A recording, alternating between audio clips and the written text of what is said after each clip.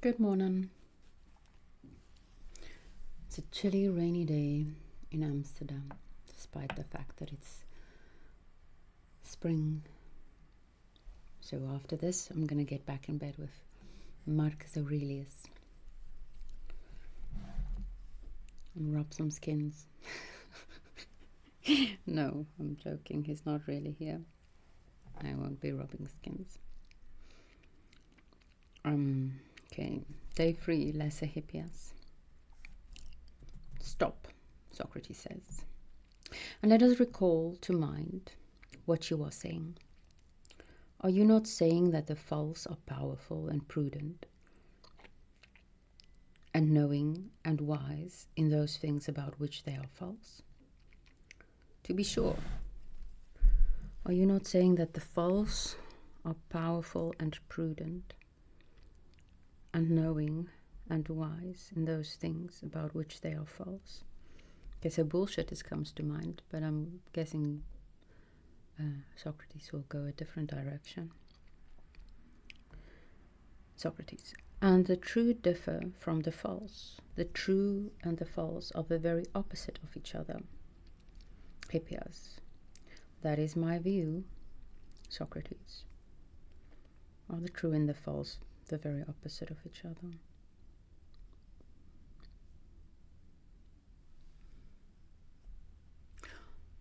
So, if we are going to think about the whole idea of bullshit,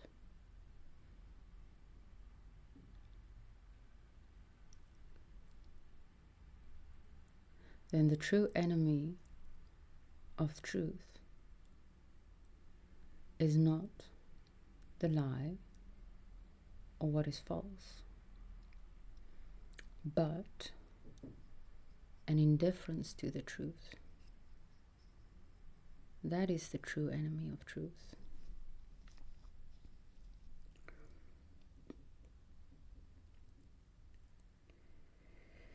Socrates. Then, according to your view, it would seem that the false are to be ranked as in the class of the powerful and wise.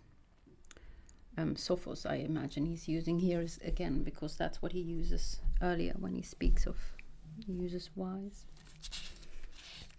Assuredly, which of course is not because the sophists were from the Sophos, and they weren't necessarily known for their adherence to truth. Assuredly, Hippias says, Socrates. And when you say that the false are powerful and wise, insofar as they are false, do you mean that they have or have not the power of uttering their falsehood if they like? Again, I told you so. This idea of power, of having agency, I think, is what he means here. To have power, I think now it's, I don't know, it's just occurred to me that this idea of having power, which Socrates really goes on and on about quite often in the dialogues, is having agency, having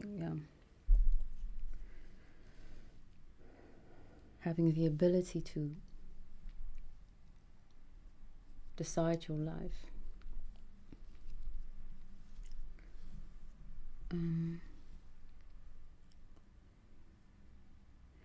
Socrates, and when you say that the false are powerful and wise insofar as they are false, do you mean that they have or have not the power of uttering their falsehoods if they like? I mean to say that they have the power. I wonder what this power is in Greek.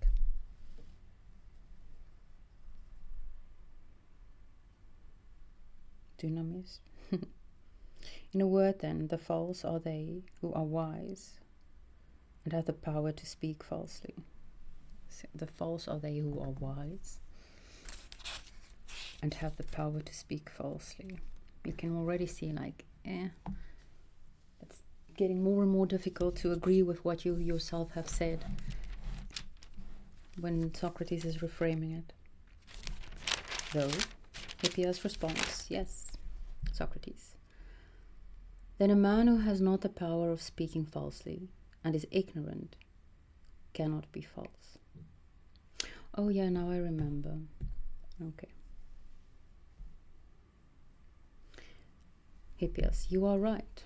I remember vaguely what this dialogue is about. Socrates. And every man has power who does that which he wishes at the time when he wishes. Every man has agency who does that which he wishes at the time when he wishes. I am not speaking of any special case in which he is prevented by disease or something of that sort, but I am speaking generally, as I might say of you that you are able to write my name when you like. Would you not call a man able who could do that? Yes. And tell me, Hippias, are you not a skillful calculator and arithmetician? Yes, Socrates, assuredly I am. And if someone were to ask you what is the sum of 3 multiplied by 700, yes, you can't help doing it, right? You would tell him the true answer in a moment if you pleased. Certainly I should. I am also inclined to do that. Yeah. Is not that because you are the wisest and ablest of men in these matters? No, it's because you gave a really easy example, Socrates.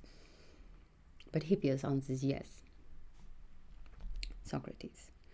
And being as you are the wisest and ablest of men in these matters of calculations, are you not also the best? To be sure, Socrates, I am the best. I wonder what this best is. And therefore, you should be the most able to tell the truth about these matters, would you not? Yes, I should, Socrates. And could you speak falsehood about them equally well? I must beg, Hippias, that you will answer me with the same frankness and magnanimity which has hitherto characterized you. It's pretty frank and magnanimous. If a person were to ask you what is the sum of 3 multiplied by 700, would not you be best and most consistent teller of a falsehood, having always the power of speaking falsely, as you have of speaking truly, about these same matters, if you wanted to tell a falsehood, and not to answer truly? Would the ignorant man be better able to tell a falsehood in matters of calculation than you would be if you chose? Might he not sometimes stumble upon the truth when he wanted to tell a lie, because he did not know? Whereas you, who are the wise man, if you wanted to tell a lie, would always and consistently lie. I'm also now wondering how this relates to irony.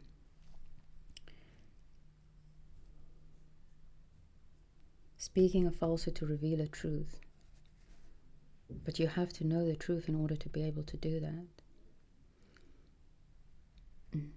I don't get irony quite yet, I think. I think I do, but I don't know if I do.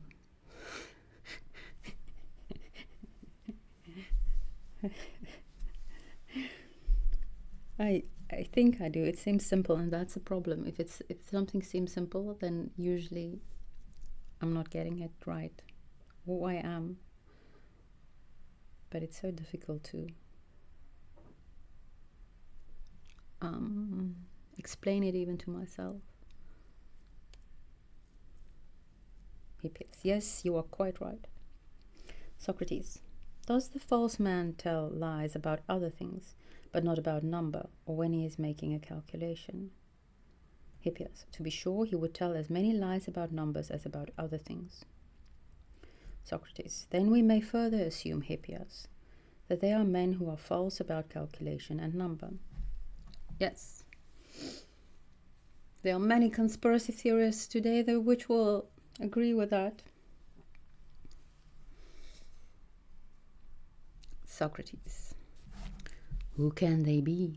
For you have already admitted that he who is false must have the ability to be false.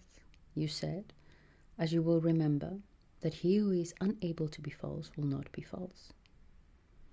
Yes, I remember. It was so said. And were you not yourself just now shown to be best able to speak falsely about calculation?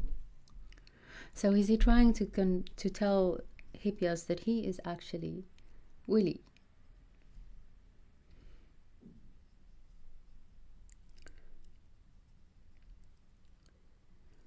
Hippias, yes, that was another thing which was said.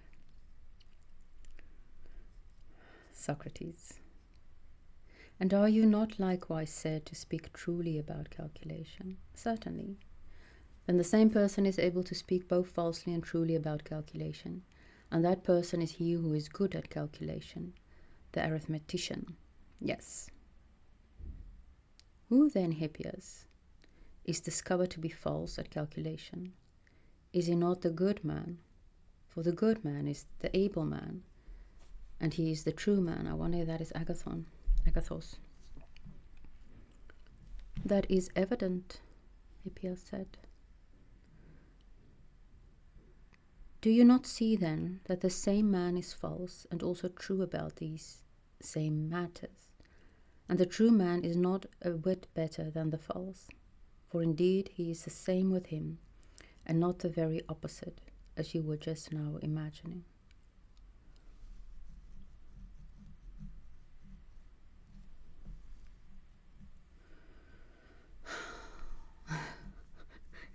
Let's pretend that I'm enacting Hippias' response, though it's just my own confusion that I'm really enacting.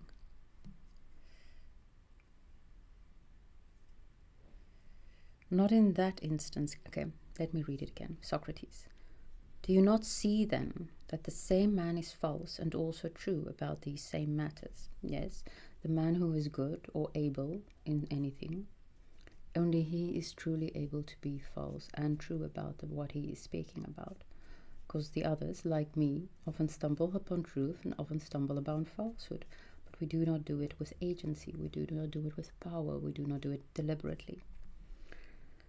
And the true man is not a whit better than the false, for indeed he is the same with him, and not the very opposite, as they were just now imagining.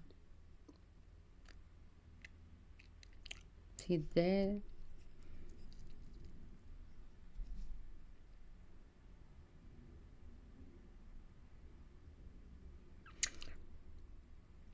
they have to be equal and hence not better in knowledge and ability, but to say that the true man is not a whit better than the false, that seems a bit odd. For indeed he is the same with him and not the very opposite, as you were just now imagining. Not in that instance, clearly. Shall we examine other instances? Certainly, if you are disposed. Okay, they're going to geometry. And I think, because I want to again look at a few Greek terms, I'm going to stop there.